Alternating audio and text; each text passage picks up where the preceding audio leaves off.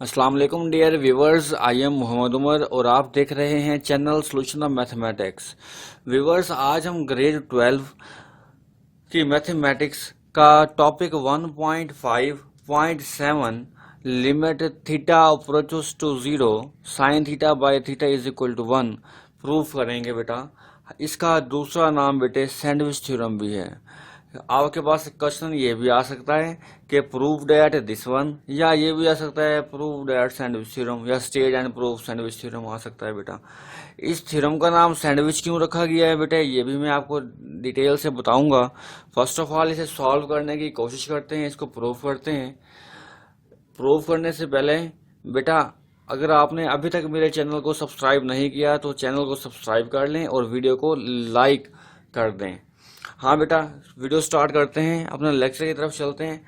First of all हम check करते हैं बेटा, अगर मैं थीटा की जगह जीरो रिप्लेस कर दूं तो यहाँ पर आएगा sine zero by zero. Sine zero zero by zero undefined form होती है, आपको पता है मैथमेटिक्स में zero by zero undefined form है।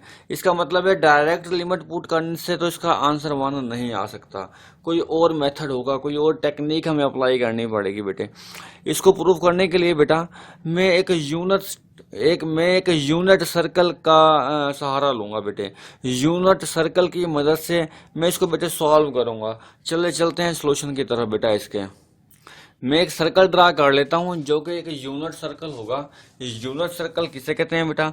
ऐसा सर्कल जिसका रेडियस क्या हो बेटा, वन हो, उसे हम यूनिट सर्कल बोलते हैं बेटा। यहाँ पर मैं एक सर्कल ड्रा कर लेता हूँ जिसका रेडियस क्या होगा, वन। बेटे वो 1 सेंटीमीटर भी हो सकता है, वो 1 मीटर भी हो सकता है, वो 1 किलोमीटर भी हो सकता है, जैसे भी, यानी कि उसका रेडियस क्या होना चाहिए, वन होना चाहिए। मैंने एक बेटा सर्कल ड्रा किया है, मैं इसका रेडियस लेता हूँ। इस सर्कल ए, उस सर्कल का जो ओरिजिनल लिया है बेटा मैंने, वो क्या लिया है, मैंने वो ओ ले लिया है।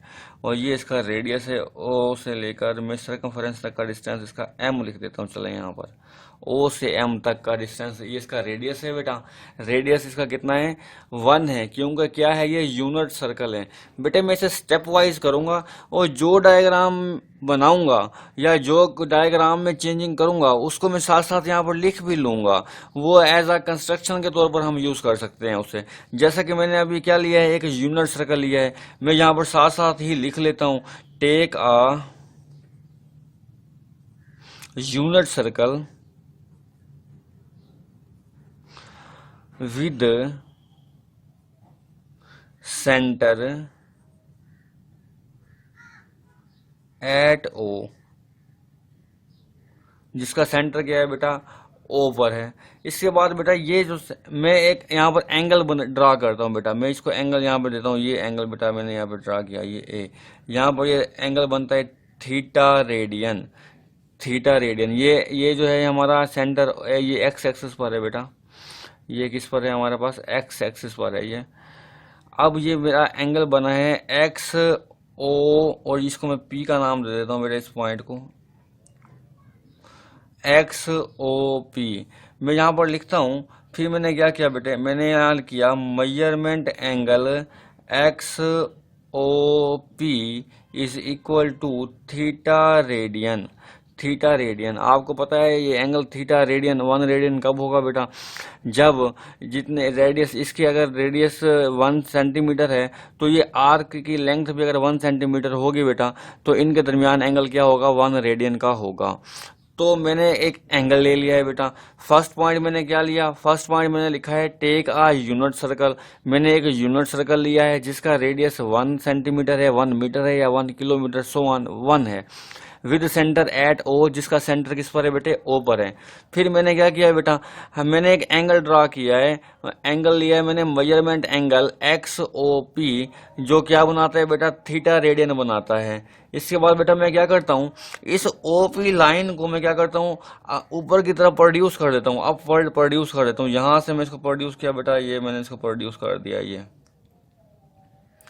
मैं यहाँ पर ये लिखूंगा कि मैंने जो किया है मैं वही यहाँ पर अमल लिख लूंगा बेटा। मैंने क्या किया है बेटे, प्रोड्यूस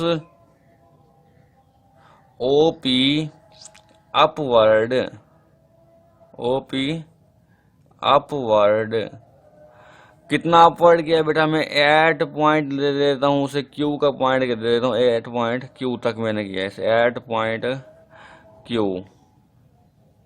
उसके बाद बेटा मैं क्या करता हूँ, मैं इस पर क्यू पर से एक परपेंडिकुलर ड्रा करता हूँ बेटा, जो मीट करेगा एम पर आकर। ये क्यू पॉइंट ये दे देता हूँ मैं बेटा, ये मीट करा किया है इसने एम पर आकर, ये पॉइंट क्यू है हमारे पास, ये वाला पॉइंट पी है हमारे पास बेटा। ये मीट कर जिसने मीट किया है एक्स एक्सिस पर पॉइंट एम पर आकर, यही मैं लिख लेता हूँ। मैंने क्या किया है बेटा, मैंने किया है बेटे draw a perpendicular from Q. मैंने क्यू से एक परपेंडिकुलर ड्रा किया है, जो कि कहाँ पर है बेटे, ऑन एक्स एक्सिस पर है, विच मीट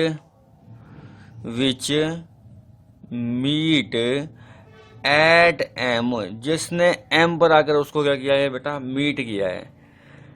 इसके बाद मैं एक बार फिर से रिवाइज कर देता हूँ बेटा। मैंने फर्स्ट स्टेप क्या किया है, मैंने एक यूनिट सर्कल लिया है जिसका सेंटर ओ है। उसके बाद बेटा मैंने एक एंगल लिया है, measurement angle X O P, जिसका एंगल क्या था बेटा, थीटा रेडियन था।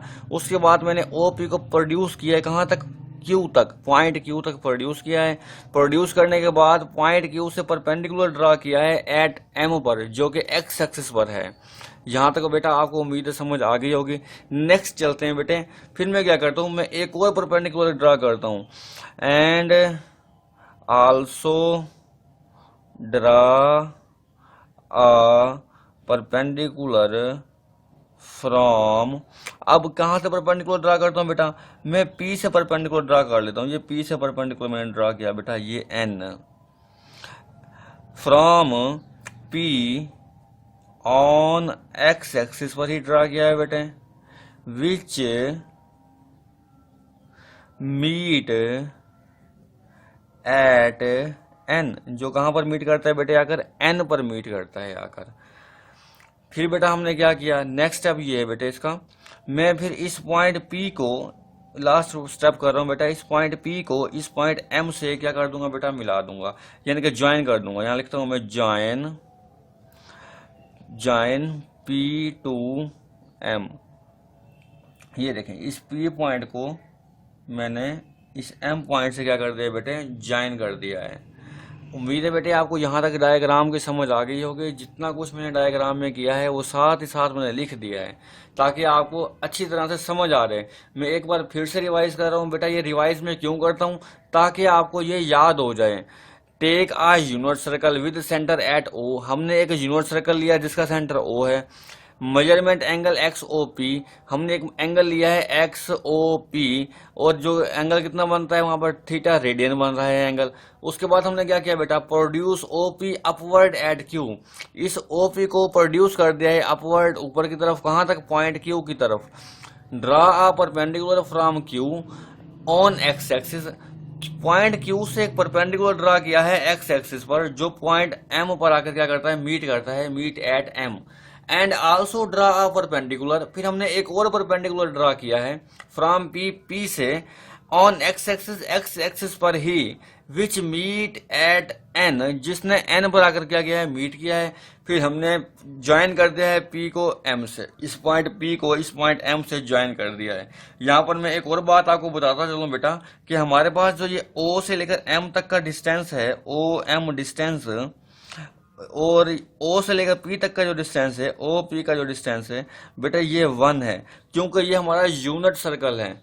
ये क्या है, हमारा यूनिट सर्कल है, तो ये इसका रेडियस क्या होगा, ओ से एम तक भी रेडियस है, ओ से पी तक भी रेडियस है, तो ये दोनों ही रेडियस हैं। तो मैं यहाँ पर इसको लिख सकता हूँ कि यूनिट, सॉरी बेटा, मैं यहाँ पर लिख सकता हूँ रेडियाई ऑफ यूनिट सर्कल, कि ये यूनिट सर्कल के रेडियस हैं, क्योंकि इसलिए ये 1 होगी, इनकी लेंथ जो होगी क्या होगी बेटे, 1 होगी। यहाँ तक बेटा उम्मीद है आपको समझ आ गई होगी। बेटे अब इस डायग्राम को डिस्कस कर लेते हैं कि इस डायग्राम में हमारे पास क्या क्या चीज़ें आई हैं बेटा। फर्स्ट ऑफ ऑल बेटा, इस डायग्राम में से हमारे पास एक 2 ट्राइंगल्स हैं हमारे पास, और एक सेक्टर आया है। वो कैसे, वो ज़रा बेटा गौर से देखें और समझने की बेटे उसे कोशिश करें। ओ एम क्यू, एक ये ट्राइंगल है हमारे पास। उसके बाद बेटा ओ एम पी, ये सीधी स्ट्रेट लाइन वाली जो मैंने ब्लैक कलर से लगाई है बेटा, ये मेरे पास ट्राइंगल है। ओ एम पी, ये जो कर्व पाथ है बेटा, ये जो कर्व पाथ बना रहा है, ये मेरा सेक्टर बना रहा है, ये वाला कर्व पाथ बेटा। ओ एम, एम से लेकर पी का अगर मैं ये वाला डिस्टेंस लूँ, ये वाला फासला यहाँ से कवर जो कर रहा है, ये वाला कर्व पाथ अगर मैं लूंगा बेटा ओ एम पी की, तो वो सेक्टर होगा एक। अगर मैं ये स्ट्रेट लाइन लूंगा एम से पी की, तो वो एक ट्राइंगल होंगी बेटा। ये मेरे पास इस डायग्राम में दो ट्राइंगल्स और एक सेक्टर आ गया है। अब इन तीन चीजों को लेकर बेटा हम आगे की तरफ चलते हैं। बेटे मैं अपने उस यूनिट सर्कल से इन तीनों डायग्राम्स को अलग अलग निकाल लेता हूँ। यहाँ पर मेरे पास बेटा एक डायग्राम क्या आई है, यहाँ पर मैं एक बड़ी ट्राइंगल आई है मेरे पास। उस ट्राइंगल का नाम है बेटे ओ एम क्यू, ये बड़ी ट्राइंगल है। ये मैं ज़रा पिक्चर को ज़रा वाजे करके बना रहा हूँ।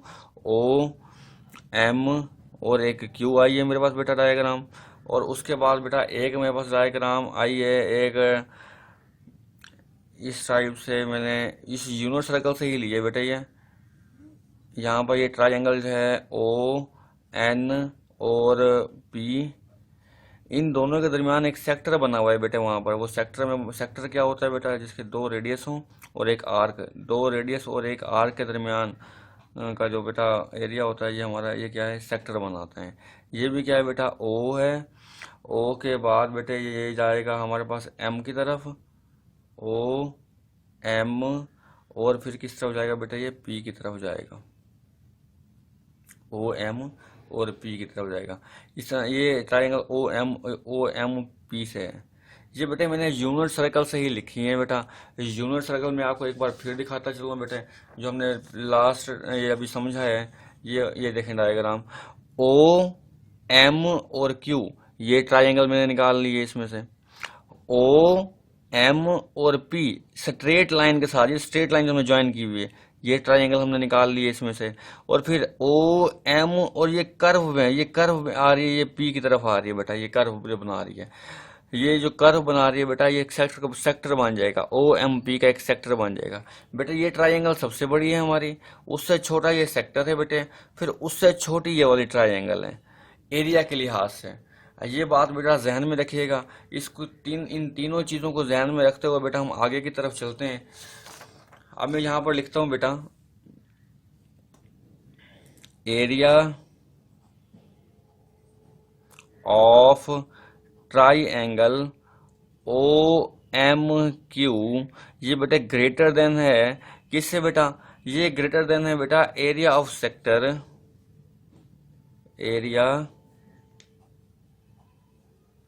Of sector. ये सेक्टर क्या है, ओ एम और पी है बेटा, ओ एम पी।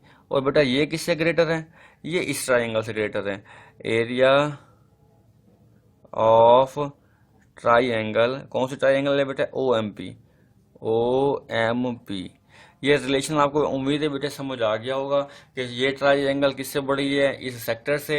ये सेक्टर किससे बड़ा है बेटा, इस ट्राइंगल से। ये यूनिट सर्कल वाली डायग्राम से हमने एलिमिनेट की थी, और उसके मुताबिक बेटा ये मैंने लिख दिया है। अब बेटे आपको पता है कि ट्राइंगल का एरिया का फार्मूला क्या होता है, 1/2 base multiply height greater than area of sector क्या होता है बेटे, 1/2 आर स्क्वायर थीटा, रेडियस का स्क्वायर मल्टीप्लाई थीटा होता है, ग्रेटर देन। इस तरह एरिया ऑफ ट्राइंगल आ गई है, ट्राइंगल का एरिया 1/2 बेस मल्टीप्लाई हाइट होती है बेटे। अब यहाँ पर देखते हैं, वैल्यूज पुट करते हैं इसमें। यहाँ मैं लिखता हूँ बेटा 1/2 बेस कितनी दी हुई है बेटा ट्राइंगल ओ एम क्यू की, ओ एम और क्यू की बेटा, ये वाली बेस है हमारे पास, ये बेस है इसकी बेटा, ये इसकी हाइट है, या ऐसे परपेंडिकुलर भी बोल सकते हैं। हाँ बेटा, बेस मल्टीप्लाई हाइट, बेस क्या है बेटा, ओ से लेकर एम तक है। यहाँ मैं लिखता हूँ ओ एम, ये बेस आ गई है बेटा। एच हाइट कितनी है बेटा हमारे पास, इसकी हाइट है हमारी बेटा एम से लेकर क्यू तक। यहाँ पर मैं लिख दूंगा एम से क्यू तक। बेटा ये मैं मॉड क्यों लगा रहा हूँ, क्योंकि ये वैल्यूज कभी भी नेगेटिव नहीं होती, क्योंकि ये लेंथ है, लेंथ कभी भी माइनस में नहीं आ सकती। Greater than 1/2 R square, radius का स्क्वायर, रेडियस कितना है बेटा इसका, ओ से लेकर एम तक ही है, तो वही लिख दें तो ज़्यादा बेहतर है। चलें आर स्क्वायर भी चलेगा, थीटा ग्रेटर देन 1/2। अब ये बेस चाहिए हमें ओ एम पी की। ओ एम पी की बेस क्या है बेटा, यहाँ पर बेस है हमारे पास ओ एम। बेटे इसकी हाइट नहीं है हमारे पास, अब हाइट कहाँ से लेंगे। हमने ट्राई एंगल, हमने जो यूनिट सर्कल की डायग्राम बनाई थी बेटे, यहाँ पर आप देखेंगे ये ओ एम पी, इसके दरमियान में एक परपेंडिकुलर ड्रा किया था। अगर मैं यहाँ पर ये कर दूँ, ये परपेंडिकुलर ड्रा किया था, ये हाइट के लिए ही किया था। ये पॉइंट एन आया था हमारे पास, तो पी से एन इसकी क्या होगी बेटा, हाइट होगी। यही हम लिखेंगे यहाँ पर। इसकी हाइट की जगह हम क्या लिख देंगे बेटा, पी से एन, ये इसकी हाइट आ गई है बेटे। हाँ बेटा, अब हमारे पास क्योंकि यूनिट सर्कल का रेडियस क्या है बेटा, 1 है। हम लिख कर आए हैं रेडियस इसका 1 है, और रेडियस में क्या आता है बेटा, रेडियस में ओ एम, और इसका मतलब ये हुआ कि O M is equal to 1 है हमारे पास। इसी तरह हमारे पास ओ पी भी कितना है बेटा, वो भी 1 है। और इसका मतलब ये हुआ, ये दोनों क्या है, रेडियस। तो रेडियस क्या होगा इनका, रेडियस इज इक्वल टू 1। ये वैल्यूज पुट कर देते हैं। 1/2 ओ एम की जगह बेटा क्या आ जाएगा हमारे पास, 1 आ जाएगा। और एम क्यू तो है नहीं हमारे पास, ये एम क्यू का एम क्यू लिख दिया है मैंने बेटे। ग्रेटर देन 1/2 आर, रेडियस का स्क्वायर 1 का square theta, greater than 1/2 O M कितना है बेटा, 1 है। और यहाँ पर क्या आ जाएगा हमारे पास, पी एन का मॉड। अब बेटा हमारे पास क्या आ गया, मैं इसे सिंप्लीफाई करके लिखता हूँ। 1/2 मॉड में एम क्यू आएगा बेटा, ग्रेटर देन 1/2, 1 का स्क्वायर 1 मल्टीप्लाई थीटा, थीटा आ जाएगा, ग्रेटर देन 1/2 पी और एन का मॉड। इसका मतलब ये हुआ बेटे, हमें एम क्यू और पी एन की वैल्यूज को एलिमिनेट करना है। अब एम क्यू में कहाँ से एलिमिनेट करूंगा, यहाँ से, एम से लेकर क्यू तक। अब बेटा ये मेरे पास डिस्टेंस है 1, ये रेडियस 1 दिया हुआ है, ये रेडियस मुझे मालूम है 1 है, ये मुझे फाइंड करना है।